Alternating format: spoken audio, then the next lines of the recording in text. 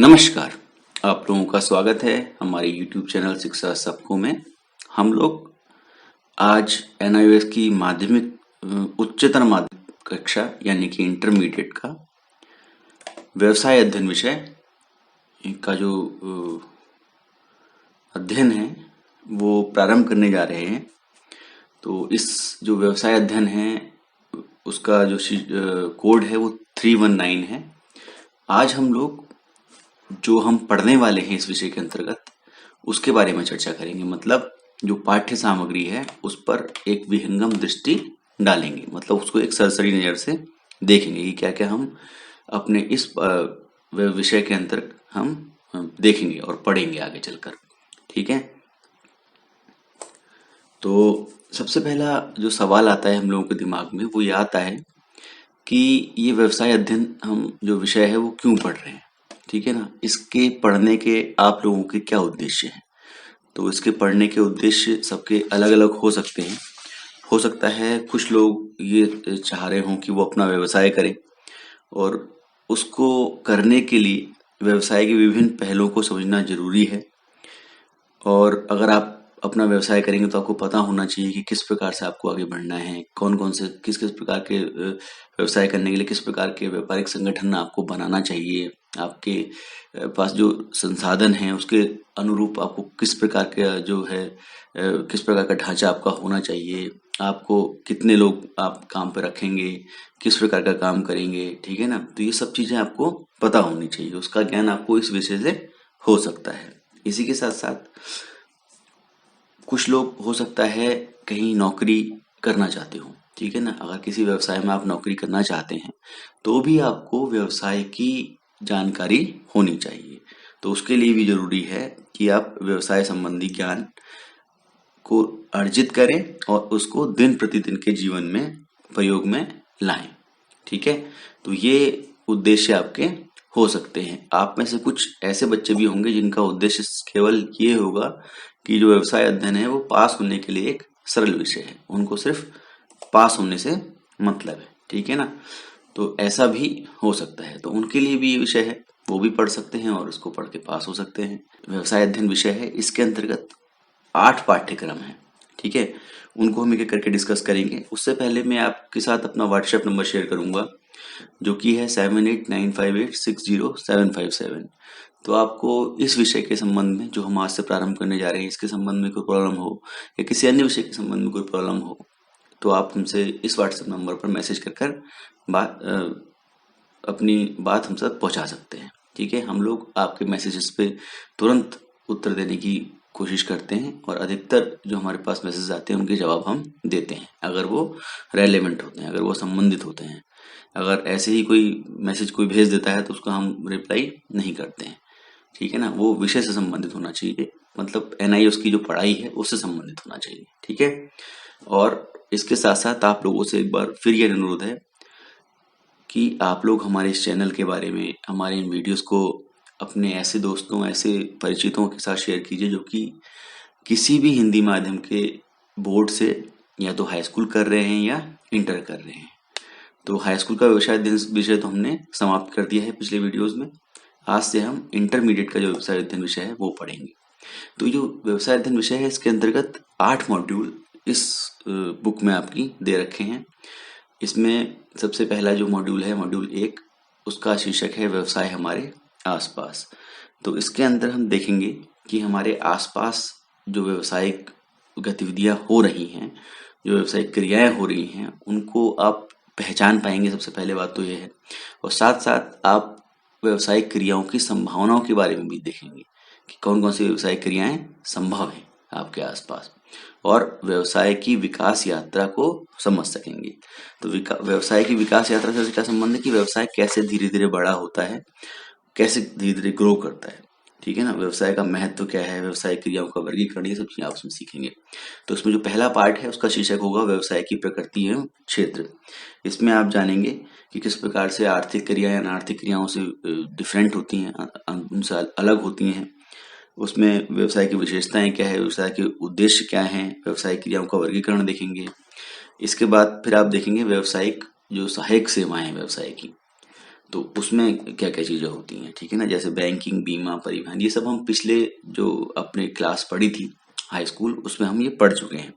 फिर हम देखेंगे व्यवसायिक पर्यावरण के बारे में। तो व्यवसाय जैसे हमारे आसपास चारों ओर जो चीजें हैं उनसे मिलकर हमारा पर्यावरण बनता है, वैसे ही व्यवसाय भी किसी पर्यावरण के अंतर्गत काम करता है। अंदर चीजें उसकी जो जो उसके पर्यावरण के बारे में है, जैसे अर्थव्यवस्था हो गई, जैसे जनसंख्या जिसके बीच में वो रह रहा है, जो व्यवसाय हो रहा है, ठीक है ना, ये सब चीजें। और फिर हम देखेंगे कि उसका उत्तरदायित्व क्या है व्यवसाय का, अपने समाज के प्रति और अपने राष्ट्र के प्रति, ठीक है ना, जहाँ वो काम कर रहे हैं, जहाँ वो चल रहा है व्यवसाय।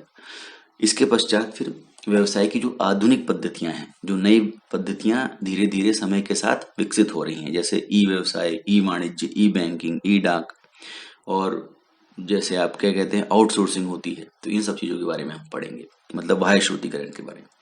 तो ये सब चीजें हम जानेंगे। फिर हम पढ़ेंगे मॉड्यूल 2, जिसका कि शीर्षक है व्यवसायिक संगठन। जैसे इस नाम से ही है, तो आप इसमें विभिन्न प्रकार के व्यवसायिक संगठनों के बारे में जानेंगे।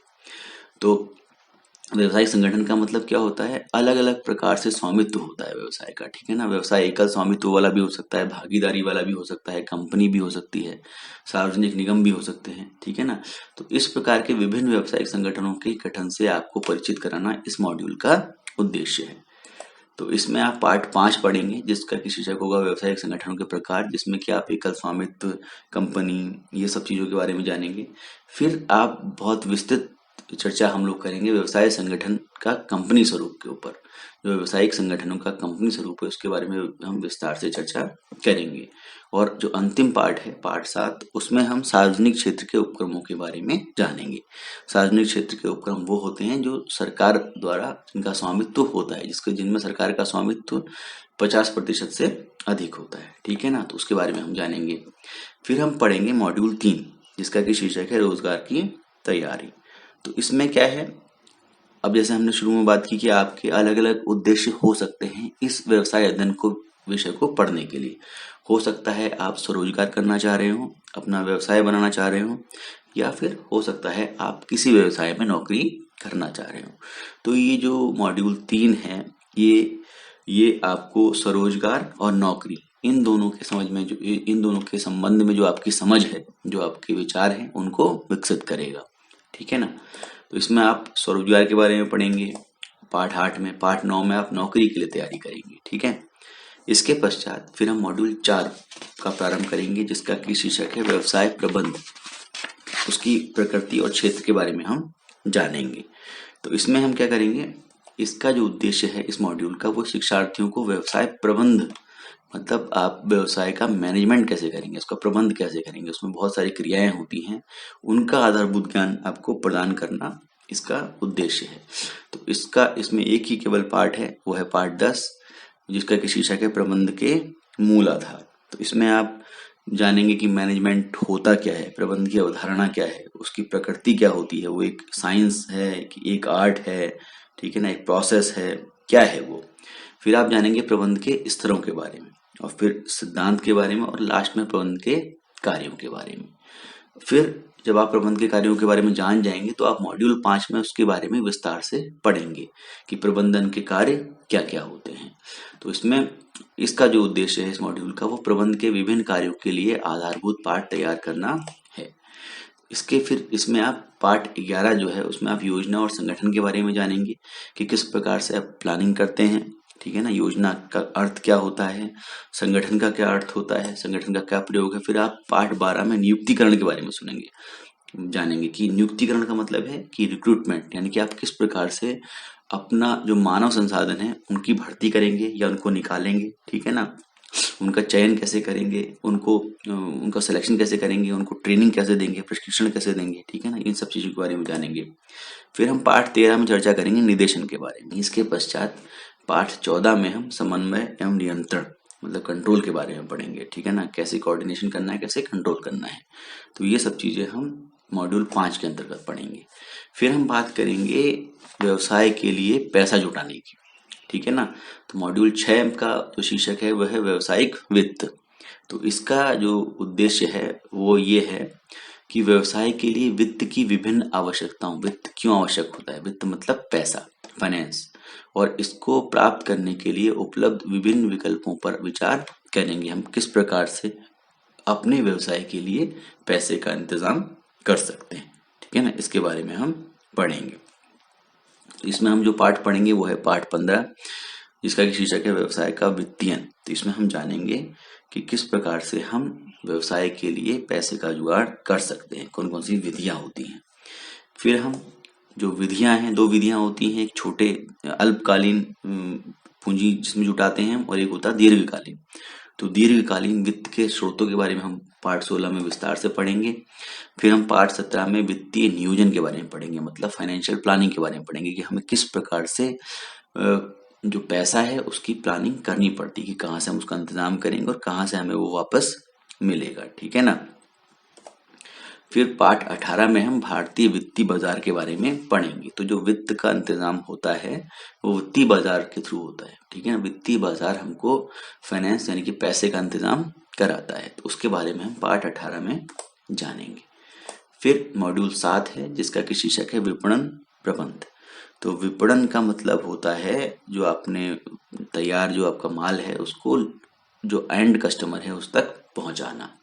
तो इस मॉड्यूल की संरचना इस प्रकार से की गई है कि शिक्षार्थियों में व्यवसाय के विपणन पक्ष का पूर्ण ज्ञान विकसित हो सके। तो ये जो मॉड्यूल है ये आपको इसी काम को करने के लिए है कि आपको पता चल सके कि विपणन क्या होता है।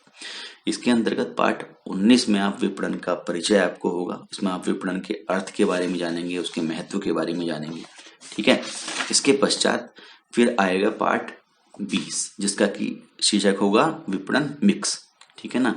तो विपणन मिश्र, ठीक है ना, इसमें आप जानेंगे कि किस प्रकार से जो विपणन मिश्र है उसमें कौन कौन सी चीजें सम्मिलित होती हैं, ठीक है ना। प्रोडक्ट, प्राइस, प्लेस, ठीक है ना। तो इन सब चीजों के बारे में इसमें आप जानेंगे पाठ 20 में। फिर पाठ 21 में हम विज्ञापन एवं विक्रय कला के बारे में जानेंगे, मतलब किस प्रकार से आप अपने उत्पाद को लोगों तक पहुंचाते हैं, किस प्रकार से प्रचारित करते हैं, ठीक है ना, और किस प्रकार से उसको बेचते हैं। तो ये सब चीजें जो हैं ये आप मॉड्यूल 7 के अंतर्गत पढ़ेंगे।